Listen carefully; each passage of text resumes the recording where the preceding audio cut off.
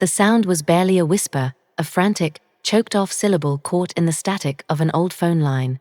It was the sound of my life unraveling, the exact moment I realized the decade I'd spent trying to earn my family's respect was a joke, a performance for people who had already written my fate in invisible ink. My father, Richard, the pillar of our wealthy, seemingly perfect little dynasty, wasn't just having an affair. That would have been too simple. No, Richard was systematically bankrupting the family business, siphoning off millions into shell corporations and preparing to vanish, leaving my mother, my siblings, and me with a mountain of debt and a hollow shell of a legacy.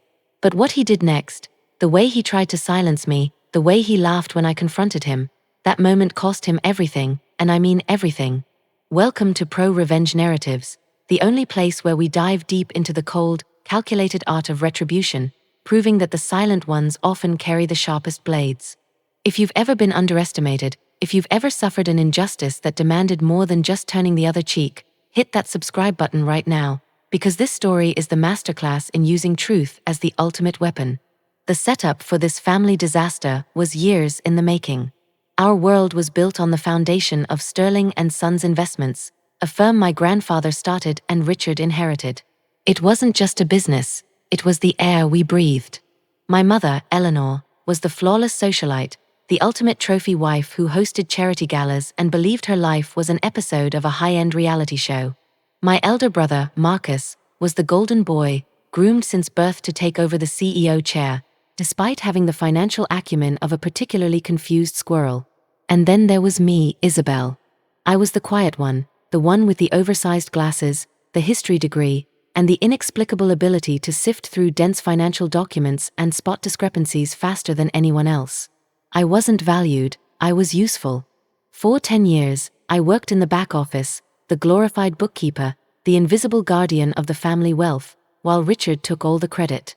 I was privy to every wire transfer, every equity swap, every line item, but my opinion was always dismissed with a patronizing pat on the head and a phrase I came to dread: "Don't you worry your pretty little head about it, Belle, it's a man's job." The betrayal began subtly. I noticed the unusual transfers first, massive sums moving from operational accounts into holding trusts with deliberately vague names. When I brought it up to Richard, he'd wave his hand dismissively, blaming complex tax strategies or secret development deals. I was used to being ignored, but the scale of these transactions started to scare me. It wasn't incompetence, it was deliberate. He was moving liquidity out of the company and into accounts held by a trust one couldn't trace. The emotional betrayal, the decade of gaslighting and professional belittling, was hard enough, but seeing the financial destruction of everything my grandfather had built was a true gut punch. The man I looked up to, the one who taught me how to read a balance sheet, was a thief, a narcissist preparing to pull the rug out from under his entire family. The turning point was that phone call. Marcus was on a business trip that Richard had insisted he take, a totally unnecessary week-long jaunt to Europe designed solely to get him out of the office. Marcus called me in a panic. He'd overheard a conversation Richard had forgotten to mute while transferring calls. A hushed, intense exchange with his mistress, Veronica, a younger woman who, as it turned out, was the primary beneficiary on several of the newly formed shell corporations. Marcus didn't grasp the depth of the financial fraud, only the personal betrayal. He was distraught, sobbing about the infidelity. But in the background, Marcus had managed to record a few key sentences before Richard realized and hung up. The words were chilling. Richard's voice, cold and clinical, outlining the final steps of liquidation, confirming his flight plan, and mentioning a document that would shift all legal liability for the company's $50 million debt onto Marcus, the soon-to-be-appointed clueless CEO. "He'll be holding the bag," Richard had sneered. "And the whole world will blame the Golden Boy's incompetence." That was the moment. It wasn't just about protecting my mother and myself anymore. It was about saving Marcus from a legal and financial catastrophe that Richard had meticulously engineered. I felt a surge of cold, focused clarity. The little voice that had been silenced for 10 years found its full, commanding volume. Richard hadn't just betrayed us, he had declared war. And I was going to be the only person armed with the one weapon he could never defeat, the truth. The planning phase was a masterclass in patience, meticulousness, and leveraging my unique, undervalued position. Richard had treated me like a harmless ghost in the system, and now I was going to use that invisibility against him. This was not going to be a quick, emotional outburst. This was a game of chess, and I was setting up a magnificent, undeniable checkmate. Phase 1, the deep dive. My primary mission was to find the full scope of the financial fraud and, most importantly, the trail of liability. Richard was a smart crook, using intricate, overlapping legal structures and offshore banking. But he made two fatal mistakes. He used the same external auditing firm he always did, and he kept his primary set of true books, the one detailing the illegal transactions, on an old, secured server in his home study. I spent 2 weeks, late at night, logging into every secure server, using the master passwords Richard had trusted me with back when I was just the nice, helpful girl. I didn't steal anything physical. Instead, I established a secure, encrypted backup on a private cloud server, copying over 10 years of every single email, communication log, financial ledger, and bank statement related to Richard's shell corporations and the $50 million debt transfer scheme. I was building a fortress of evidence. Phase 2, the legal shield. I couldn't just drop this bomb without protecting the family who would be left behind. My mother, Eleanor, for all her superficiality, was the true majority shareholder of Sterling & Sons, thanks to a complex, forgotten clause in my grandfather's will. Richard had been operating under a deeply trusting power of attorney. I quietly contacted my grandfather's old estate lawyer, Mr. Peterson, a man who had always treated me with respect and not just as Richard's daughter. I didn't reveal the full truth yet, only enough to cause concern. I asked him to draft a new, airtight revocation of Richard's power of attorney, effective immediately upon delivery to Richard, and to prepare the necessary documents to freeze all company assets not essential for basic operations. I told Mr. Peterson that I suspected gross mismanagement and that Eleanor, the true owner, needed to be protected. I had the documents signed by Eleanor during a busy morning when she was preoccupied with a floral arrangement for a charity event, telling her it was routine annual paperwork. She signed without looking, as always. Phase 3, the coup de grace. Richard's plan was to execute the final, crippling debt transfer to Marcus, board a private jet with Veronica, and disappear into the Caribbean by the end of the month. My timeline was tight. I needed to execute the revenge precisely 1 day before the debt transfer was scheduled. I identified the 3 most sensitive points of failure for Richard: A, the board of directors, who believed him to be a financial genius; B, the bank holding the $50 million note, which was expecting payment or collateral; and C, his beloved reputation, the one thing he valued more than money itself. The seeds of retribution were planted: a single, anonymous, highly detailed package sent via courier to the lead partner at the external auditing firm, and another to the chairman of the board. Inside? Only the most damning evidence: the true financial ledgers and Richard's personal emails detailing his plans to leave Marcus with the liability. I didn't include my name. I didn't have to. The evidence spoke for itself: a decade of financial deceit laid bare in perfect, irrefutable clarity. The day of the execution was silent, unnerving, and perfect. Richard walked into the Sterling & Sons office like a king, tanned, arrogant, and blissfully unaware that the ground beneath him was about to dissolve. My revenge wasn't loud, it was surgical. The first tremor hit at 9 a.m. Richard was in his corner office, making his final call to his private banker in the Caymans. My cue. I walked up to the board administrator's desk and delivered the revocation papers for the power of attorney, signed by Eleanor and notarized. Simultaneously, Mr. Peterson was filing the injunction with the court to freeze Richard's access to any corporate funds. The board administrator, a woman who had seen Richard's dismissive behavior towards me for years, gave me a small, conspiratorial smile as she officially logged the revocation. Richard was, in that instant, stripped of all legal authority over his empire. The second shockwave arrived at 10:30 a.m. An emergency board of directors meeting was called, not by Richard, but by the chairman. Richard swaggered in, demanding an explanation, visibly annoyed by the interruption to his final day of freedom.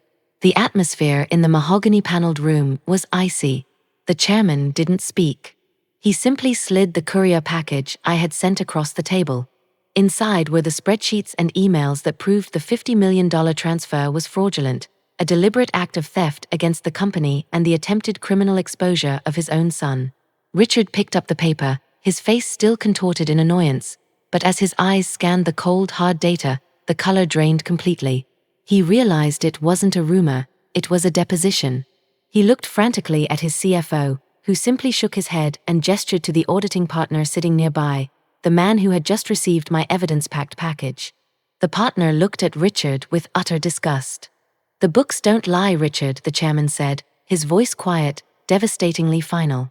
"It's embezzlement. And we have to call the authorities." Richard's reaction was exactly what I had hoped for, a slow, agonizing realization. He tried to bluster, to shout, to claim a conspiracy. "Isabelle!" he roared, suddenly remembering the quiet ghost who managed the accounts. You let this happen." He was searching for a scapegoat. I wasn't even in the meeting, but the mere mention of my name revealed his terror. He knew I had the information, and he knew he had underestimated me. His eyes flickered to the clock, realizing his flight to the Caribbean was now irrelevant. His life was ending not with a triumphant escape, but with the cold efficiency of a corporate resolution. The final hammer blow came from my mother. I had quietly, patiently explained to Eleanor, line by line, the financial ruin Richard had planned for her and for Marcus, showing her the proof on my private drive. I didn't lead with the infidelity, I led with the absolute, existential threat to her wealth and social standing. That was the language she understood. When Richard was escorted out of the building by security, not as the CEO, but as a criminal suspect, he managed to grab his phone and call Eleanor, demanding she bail him out. Her response, which I heard later, was the ultimate closure. "Richard," she said, her voice perfectly measured, "the board has stripped you of all authority. Isabelle informed me of your mismanagement. You have disgraced this family, and I have filed for divorce. You are on your own." The line went dead. The silence after that call was the sound of a decade of lies shattering. The fallout was complete and irreversible. Richard was immediately charged with multiple counts of wire fraud and embezzlement. The evidence I had meticulously collected and strategically deployed, my anonymous packages to the auditors and the board, was enough for a full-scale federal investigation. His accounts, both onshore and offshore, were immediately frozen. Veronica, his mistress, was interviewed and offered to testify against him for immunity, confirming every detail of the escape plan and the fraud. Richard didn't get his Caribbean sunset, he got a minimum security prison cell, stripped of his reputation, his money, and his family. The firm, Sterling & Sons, was saved from total collapse. Marcus was protected from the liability, and with Richard gone, he was able to step down gracefully and pursue his true passion. A small non-profit he'd always wanted to run. As for me, Isabelle, the quiet girl in the back office, I became the temporary, functional CEO. The board, now fully aware of my sharp mind and, more importantly, my unwavering ethical compass, offered me the position permanently. I declined. The truth is, I had found my voice, and it wasn't a voice that wanted to manage money. It was a voice that demanded justice, and it was satisfied. I took the severance package, which was substantial, and used it to fund my real dream, an investigative research firm specializing in corporate financial forensics. I am no longer Isabelle, the neglected daughter. I am Isabelle Sterling, the woman who used 10 years of silent observation and cold, hard facts to bring down a Goliath. I recovered by realizing that my value was never dependent on his approval. My power was in my intellect and my patience. And that, truly, is the deepest form of recovery, knowing you are the master of your own destiny, not a character in someone else's play. So, what's the lesson here, in this dramatic decade-long game of financial deception and ultimate retribution? It's this: never, ever underestimate the quiet observer. The villain in this story, Richard, thought he had the money, the power, and the title. But I had the truth. I had the ledger. And I had the absolute, unwavering patience required to wait for the perfect moment. Karma doesn't always have to be random. Sometimes, it's a meticulously planned corporate maneuver executed by the person everyone overlooked. The smallest, most dismissed person can be the one holding the keys to the entire system. What is the most satisfying revenge story you've ever heard? One where the villain was brought down by the very person they least expected. Let me know in the comments below. I read every single one. And don't forget to like this video and subscribe to Pro Revenge Narratives for more deep dives into calculated retribution. Until next time, remember, silence can be a strategy, and revenge is a dish best served on a perfectly audited balance sheet.